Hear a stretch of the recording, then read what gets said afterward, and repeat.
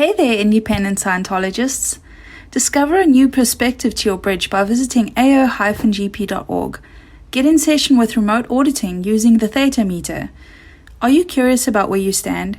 Head on over to ao-gp.org now and take our free personality test. Join the growing group of independent Scientologists today.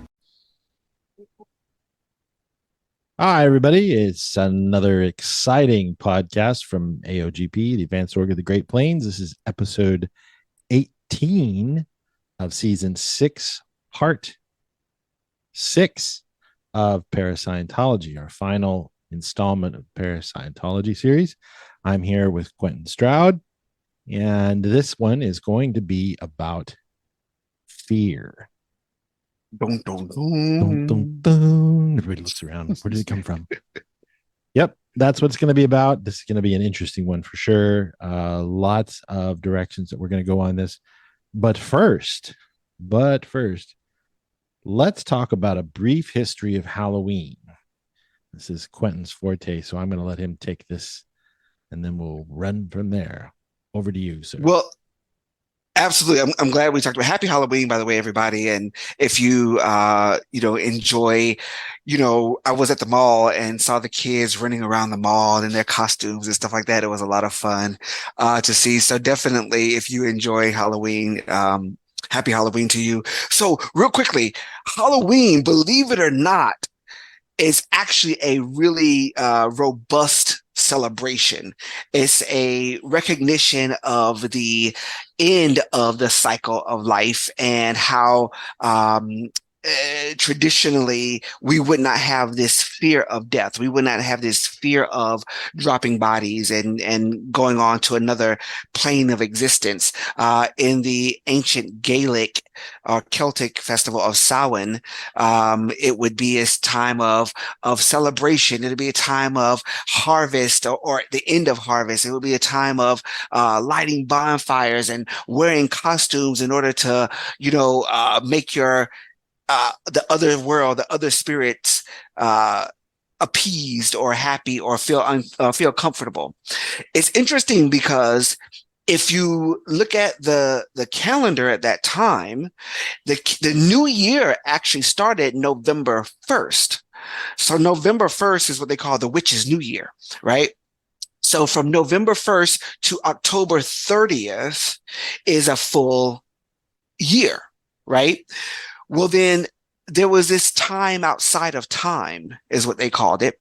October 31st was considered the time outside of time. It was a time where they didn't really know what to do with this time. And so this was a time for the dead to roam. This was a time for those who were on the other side, beyond the veil, to show up and be a part of family, be a part of whatever experiences they need to be a part of. And so it wasn't something that was that would produce a fear factor. It was something that was actually welcomed because it was something so normal, the time outside of time. So you would typically leave a plate or something out for your ancestor. If you were eating dinner that night, you would have a plate at the table for your ancestors that way. You would do something that would make them feel comfortable. Oftentimes you would leave a candle in the window or a candle at the front door for your ancestors to find home, right? You'll put their name on it or whatever, and the ancestor can find home, like their address, So this was all a part of the celebration of Samhain, the celebration of what we call Halloween.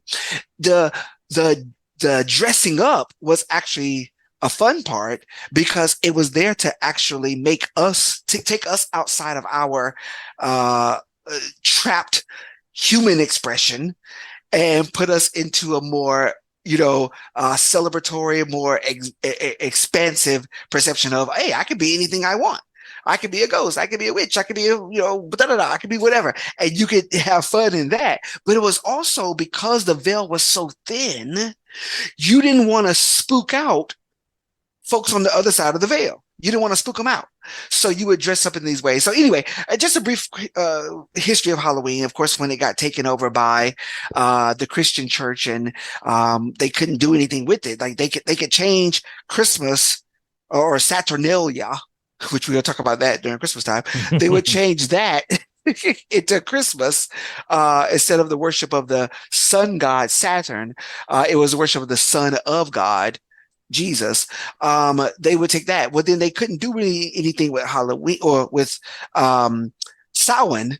They couldn't really do anything with it, so they had to change it to All Souls Day. That's when all souls would be recognized. All souls would be celebrated and prayed for, or whatever. So anyway, Halloween is not supposed to be a fearful thing. It's supposed to be a celebration for all of those who celebrate Halloween. Happy Halloween, and that's that on that. And it's interesting to note in the opposite hemisphere that in Mexico, you have the Day of the Dead. Yeah, Dia de los Muertos. Yep. And how uptoned that is, how colorful it is. And right. It's a happy day. It's not a fearful day, which, nope. It borders on a Para-Scientology type of thing, because typically, without some accent making it into fear, or some religious body turning it into a fearful thing, people were aware of people on the other side of the veil, those on the other side of the veil, and they were respectful to them, especially, well, I mean, you see how respectful they are in Southeast Asia to them, with the offerings and all of that stuff. And, you were telling me the other day, the houses that they provide. Fun fact. Yeah. For the dead. So get this for those of you. Exactly. For those of you who have never been to a person who is from Southeast Asia or from Asian countries, if you go to their home, in the backyard or somewhere around their premises, they will have this thing called a ghost house. And that's what I've been told it was called. I don't know the colloquial name for it, but it's called a ghost house. And a ghost house is where you don't want spirits to roam around inside your house. So you give them a ghost house, and that's their house outside of your house, and you make it nice. You want a nice ghost house. It's think about a little doll house, right? And you have your Barbie inside the doll house, and she has her own room. She has her own bed. She has her own sink and dishes, everything. And so you have a little ghost house out back, and you bring them food, and so if everybody's eating barbecue, you don't leave me on them out. You bring me on them some barbecue.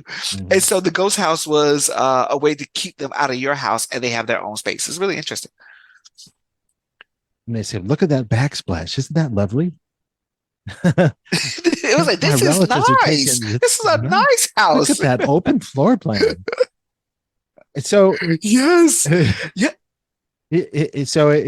You're respecting the dead. You're paying homage to them.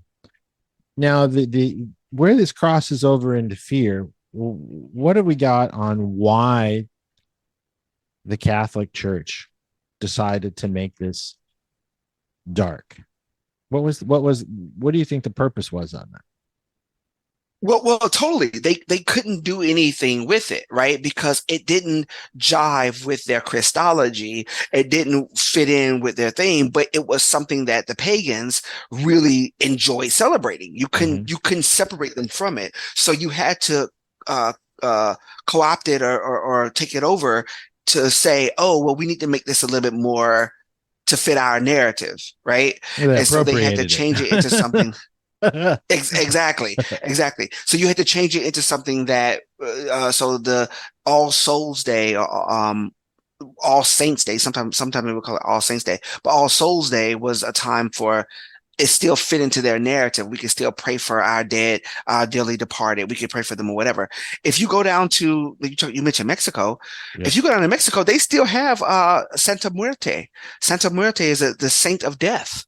Right? There's a saint of death. So all the other saints, which is usually men, there's some female saints as well, but mostly males. Santa Muerte is the female, right? And she is dead, but she's not a dead human being. She is a saint of the dead itself. And she really usually is associated with protection, with healing, with finances. Like she was big because like all the money that you would ever accumulate in your lifetime, she actually already had it for you.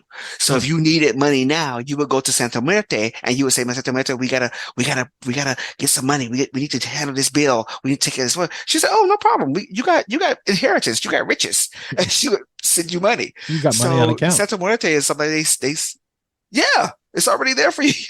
So anyway, but the Catholic Church had to try to co-opt it to make it so that it fits into their narrative.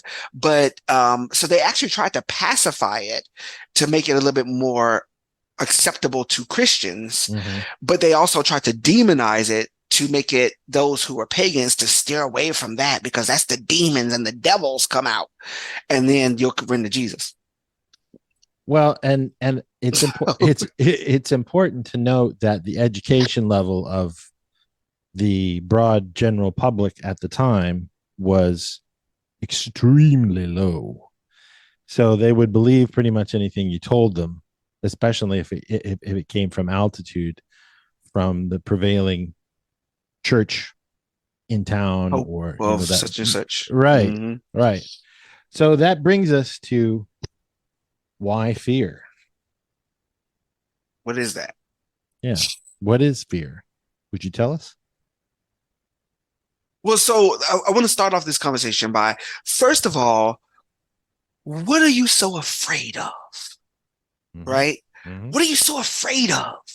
When you think about life and our immortality as spiritual beings, when you think about the grand cosmos of all that is, when you think about the expansion of the universe and the fullness of time, if you work with that, when you think about these things, what are you so afraid of?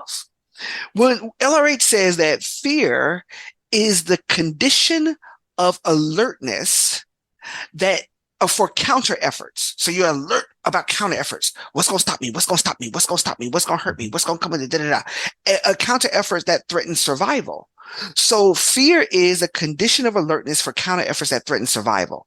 So when you look around your life, those things that we are afraid of or have fear concerning, on some level, we consider that a counter effort to our life, our experience, our existence, and it threatens our survival. Financial threats, personal body threats, that kind of thing. Fear is that kind of condition.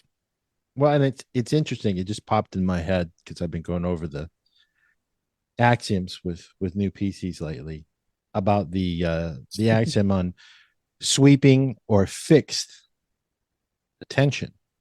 Now, it's interesting to me that fear is a dispersal, because you're looking around. Is there a bear coming out of the woods? What was that noise? Ghosts and campfires and things like that. And was that? Did you hear that? Type of a thing. And it's a dispersal, but it's fixed on, your attention is fixed on unknown threats, unknown dangers. And this is something that we see in our modern day society almost in its entirety. And, that's how they sell you products. That's how they sell you on everything. Bad news, fear, fear, fear, fear, fear, fear, fear. We see it in our podcast titles. I was talking about that the other day. The podcast titles that are negative, negative, negative, negative, negative are the ones that get the most listens. Because of what? Fear. Right. Fear. I need to know about this. Fear. Scientology Girl's biggest viewed video is the one on how to spot a Scientologist. What's that? Fear. I want to know when somebody's looking me in the eye. Are they a Scientologist? Look at them. They look like a robot because they have a good TR0. And it's interesting how this is the dichotomy of this, is that fear is a non-confront. But when somebody's confronting them, it creates them, makes them feel fearful. How is that? Well, because this is so good. So get this. So let me give you the fullness of this, because fear, per LRH, fear is fast and uncontrolled flow. It is a dispersal. So he just said this, right? Anything can come out of nowhere. anything can come and get you. Anything can be a whatever, whatever. So it's fast and uncontrolled flow. This is how you get startled. We might say, "Oh, you startled me." It's fast and uncontrolled or whatever. And so I get it that something coming at you fast, something that you don't seemingly control, is something that can produce fear in you. I totally get that. I think what ends up happening is that if we don't think we know what's going to happen, or we don't know what this is about, or know how Scientologists behave, or whatever, then that creates this uncontrollable. Right? Mm-hmm. There's this uncontrollable factor in my existence. There's a person who is a previous offender, in my neighborhood, or Mm-hmm. there's a person who is people who are breaking into houses around here, or whatever. And so there's this whole idea that if I cannot control this flow, it puts me in fear. So my thought is, what can I control? Mm-hmm. Right? Mm-hmm. My thought is, what can I control? And when people buy guns, or when people do certain things to protect themselves. I was in South Africa. I was in Johannesburg, and Johannesburg that's a crazy space. You understand what I'm saying? Right. That's an uncontrolled flow, if you will. People just come out of nowhere and just do stuff to you. Anyway, my point is that I was there, and I could feel the fear in the air. It was palpable. Yeah. It was palpable when you walk down the street in BGC or whatever, the business district, and you could feel people, men and women, wasn't just women, men and women would be so, gripped with this thing, this uncontrolled flow. Mm-hmm. So all I say is this: when you're in those situations where there's a fast and uncontrolled flow, when there's a dispersal of energy of everything going on, or whatever, find what you can control and put yourself in a state of a knowingness about that. In my case, I can control me. I can control my emotions. I can control my breathing. I can control, my eyesight. What am I looking at? What am I seeing? And that makes me less fearful. What about you? Well, that's what a locational is for, is to bring a person into present time. And Yes. If in traveling for the better part of 3 decades, I would always look at a map, and I'd try and find out where all of the anchor points were, whether it was a mall, because I was looking for busy traffic intersections, that sort of thing. Here, for example, I have to keep my head on a swivel, because like you said, it can come out of nowhere. I mean, you back your car into your garage in case they bum rush you while you're going into your garage, so you can pull out and run them over in case they're coming in to take your car and your house and your life and all of that stuff. So it's a dangerous environment thing, and dependent upon how much control you have of that environment or awareness. He says, there you go. Yeah, he says a state of imperception and an unwillingness to confront. So if your confront's higher, you're not so much or at all in fear, but you have to be in present time in order to do that sort of a thing and know what the risks are. But throughout history, for example, the connotation is, well, you see these churches in the US, it's not trick or treat for Halloween anymore. It's what is it? I'm trying to think. It's not trick, but it's something else. They took the trick out. Really? Yeah. Did they change the name of trick or treat? Changed it from trick or treat to something else. I forget what it is, but it's really funny. They were trying to take the negative connotation out of trick or treat and turn it into trunk or treat. That's what it was. And I don't understand what that means, but I saw that a lot in the Midwest. I don't know. So, it's really a matter of what your confront is on things. But when you're controlling the information, that's when you can create fear. It's the unknownness of it that makes people fear. And for anything to persist, there's a lie behind it. That's what makes people stay in fear. Like with COVID, for example, is it persists, and people start to believe it, and they start to be in fear of it, even when they're not getting sick. as an example. Mm-hmm. They'll still believe it, even with all the red flags that were going on. Anyway, that's my take on it as far as the fear part goes. Is it's only fear? It's only fearful if they keep you in the dark on it.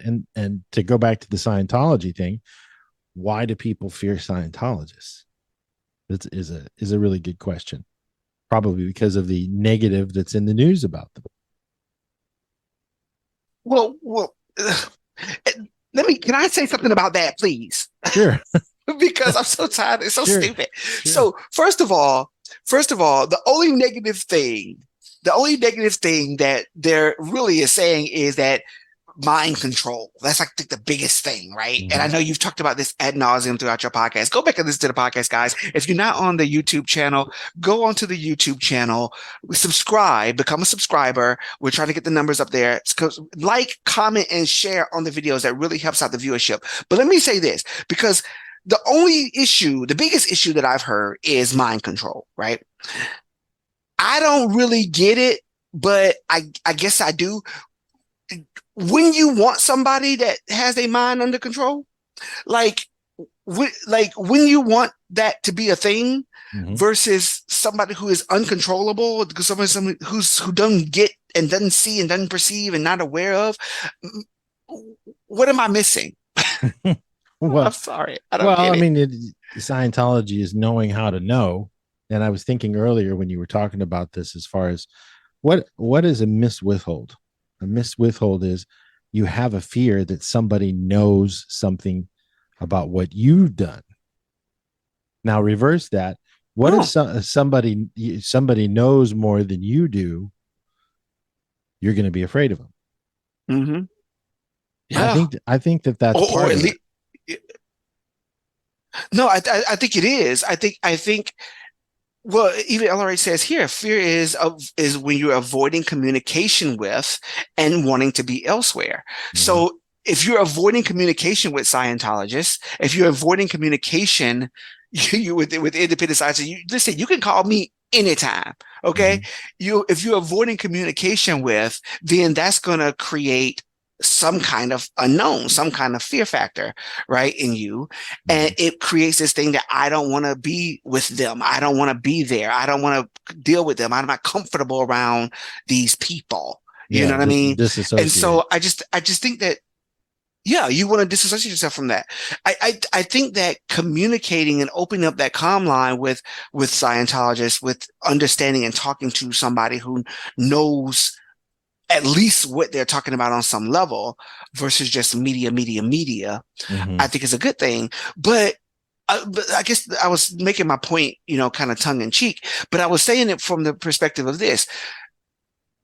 Like, if I had to talk to somebody who has done extensive work on their mind and understanding the mind and understanding the way the mind works and knowing what to know and knowing thoughts and, whatever, I would be okay with having that conversation with that person. Now, I believe when they start talking about OT abilities and perceptics and being able to be aware of certain things or whatever, I think that's the scary part, mm-hmm. because these people got powers. These mm-hmm. people know these people mm-hmm. know how to manifest. These people know how to do certain things. And that can be scary, because what are they manifesting? Especially when you can't trust somebody, right? What are they manifesting? What are they bringing about? What kind mm-hmm. of societal changes are they trying to institute here? Mm-hmm. That whole thing. People are so funny. Yeah.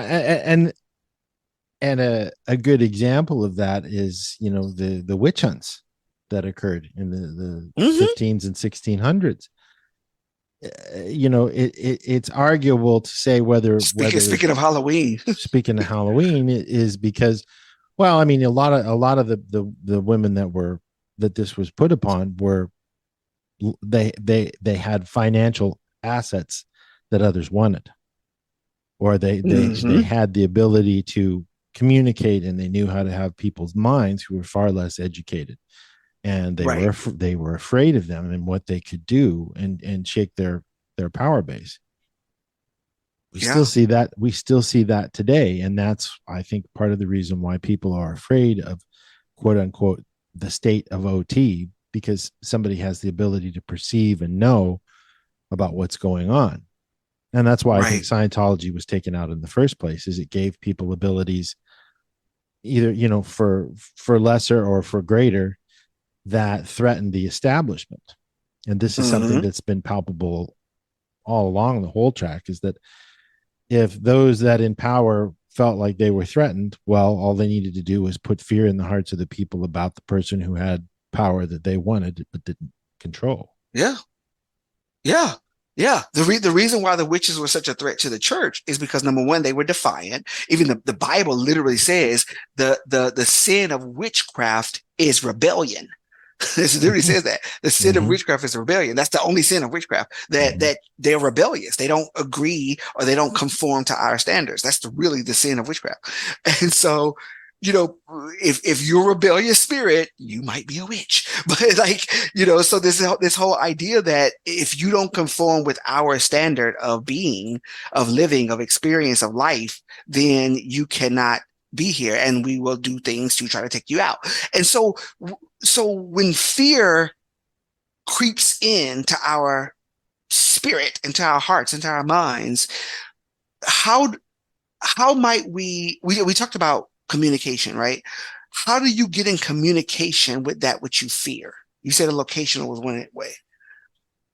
Well, the other is the ARC triangle, is have enough confront to have a dialogue with people that you are afraid of, and confront them, and you know, as a kid you see old folks and their faces are you know, wrinkled, and you know, you're afraid of them, but when you get to talk to them as a kid and everything, you find out that they're some of the nicest people you would ever meet. But you've got to get in communication with them first. Right. Or the meanest, because some old people or the meanest. Yeah. I mean, you know, it's 50-50. But you know, there are some curmudgeons for sure. But it's one of those things. This is Crabtree. Right. Yeah, you know, and they're unhappy, so everybody else has to be unhappy. But you know, that's the thing, is that you have to get in communication with the person or the environment, that dark cave. Go in and explore that dark cave safely and find out that it's not nearly as bad, because people tend to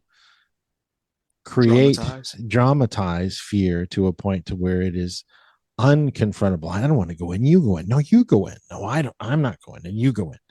That type of a thing. And that's what you run into, is fear blocks knowingness. But it's a self-created thing based off of earlier incidents that a person has, where maybe something bad happened and it's going to happen again. A equals A equals A. So that prevents them from getting in communication. But you have to put a line out there and then go from there. That's the only way that you can do that.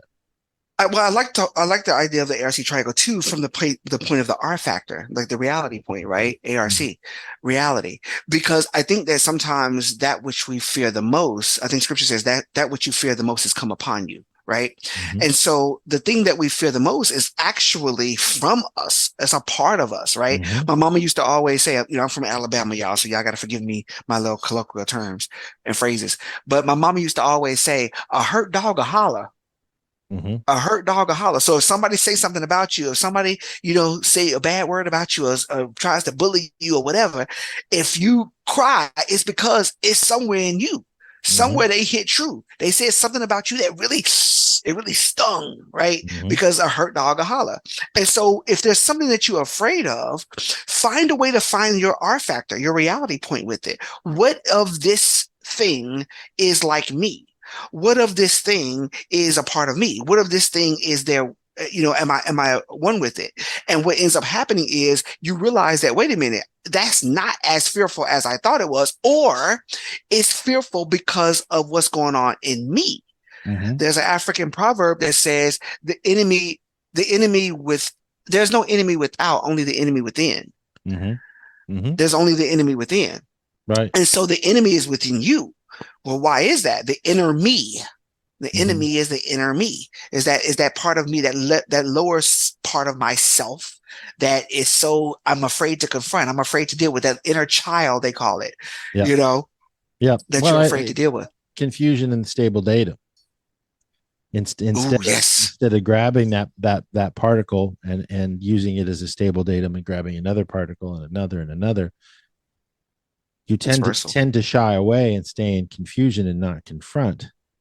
And so it drives you. And you know, where this comes into a Para-Scientology type of thing is fear is, you know, if I said, okay, do a clay demo of fear, okay, without using bodies as a subjective thing. Fear is entire. When I say, you know, get the concept of fear, it's very, very palpable, but you can't point to any one thing and that say is fear. That is fear. Right. Because it's a subjective thing. Wow.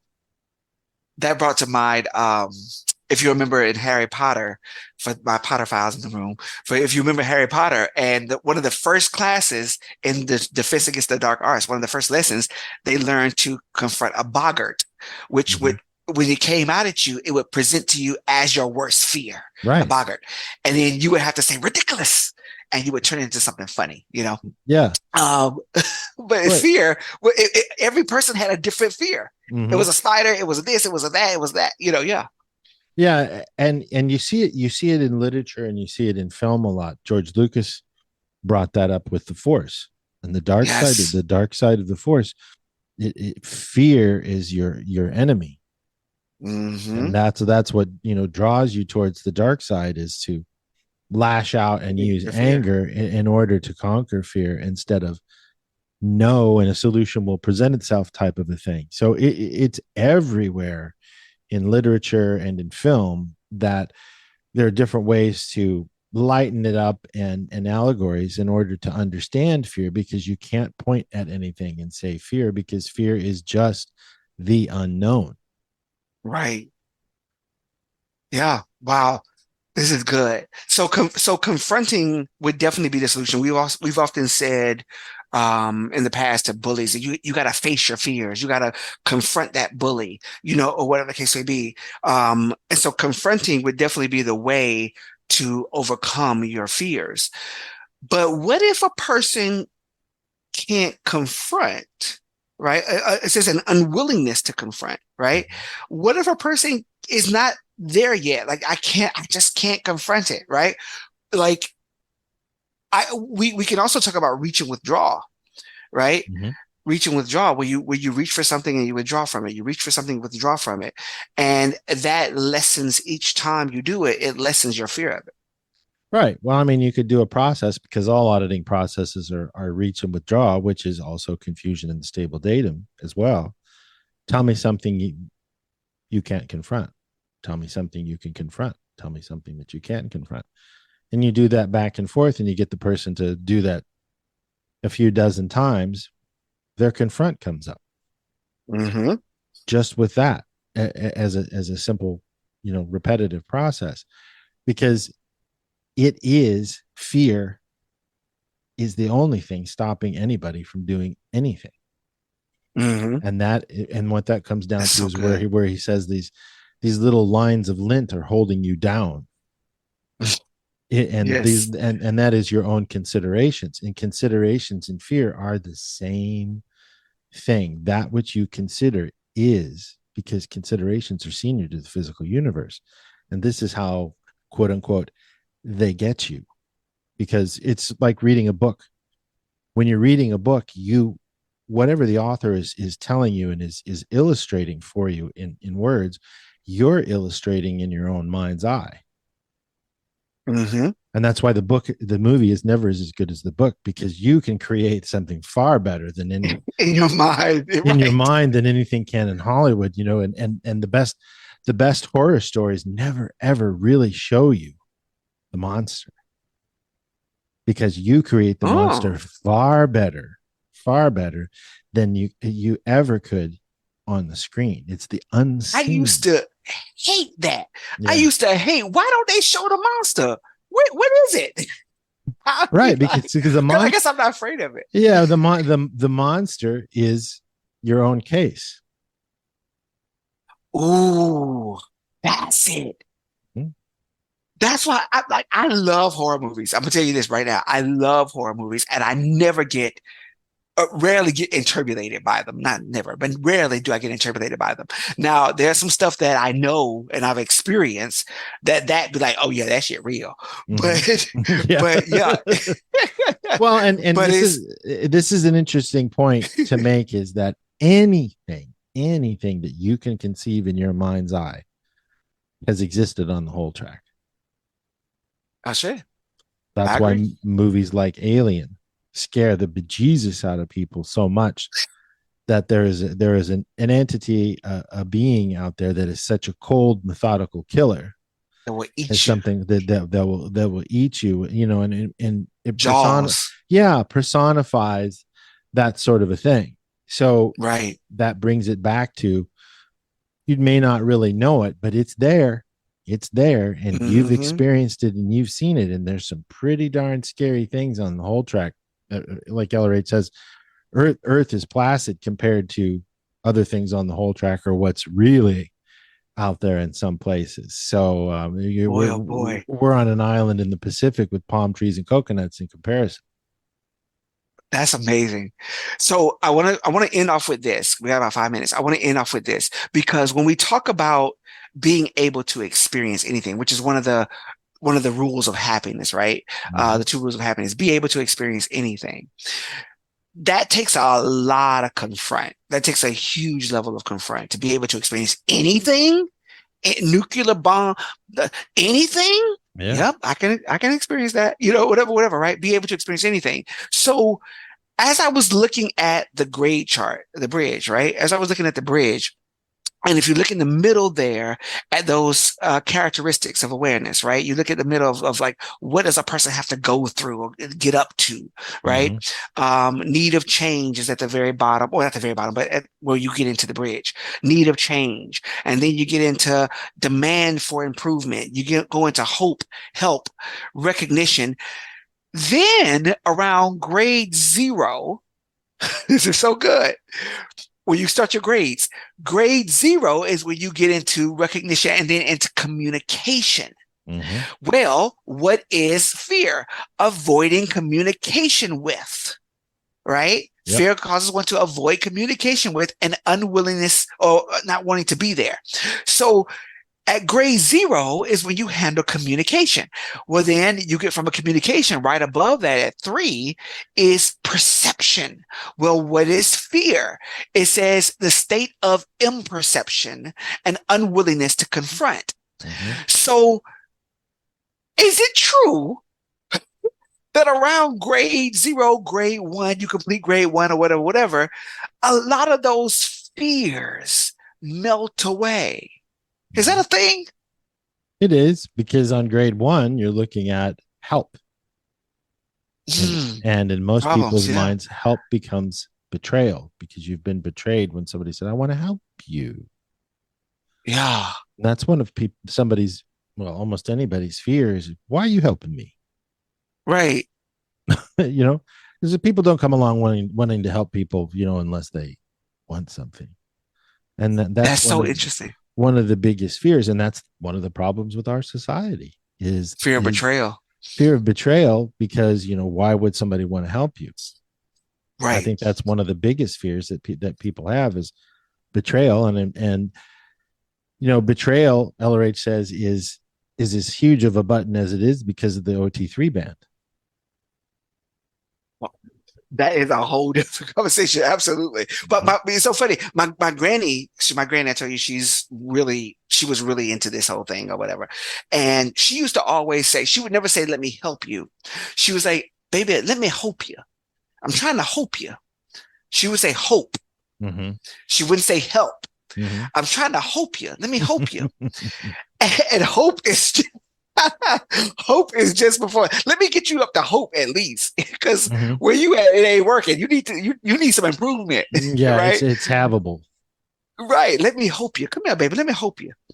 And oh my God, that's so interesting you say that. Listen, this has been good, because if you can put some of these things, what we say, working with confronting, TR0, complexity and confronting. Working with, yep.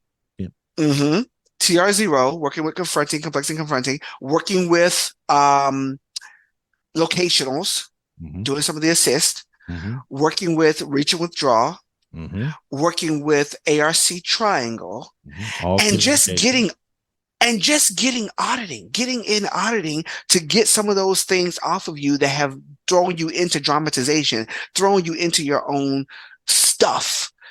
Just by getting that stuff off of you really, really can help deal with some of our fears. Absolutely. Complexity and confronting that which is complex. There's something there you're not willing to confront. Figure out what it is you're not willing to confront, and then you can confront it because it is the area of complexity. So, folks, I hope you've enjoyed this. The whole point of this is there really isn't a whole heck of a lot of fear except what you're putting there yourself. And that is the sum of a person's case. Auditing, TRs can help that. Objectives, so many tools that we have in Independent Scientology to help you with this area of fear. And this will be closing out our 6-part Para-Scientology podcast. And we'd like you to comment, share, and engage with us on YouTube. Listen to the podcast. We're going to start doing video podcasts here, hopefully tomorrow with the beginning in November. We can get the whole thing together. And we'll have video podcasts on YouTube and then the audio on all of our regular podcast channels. For Quentin and myself, we hope you've enjoyed this. Namaste, and we love you. Peace.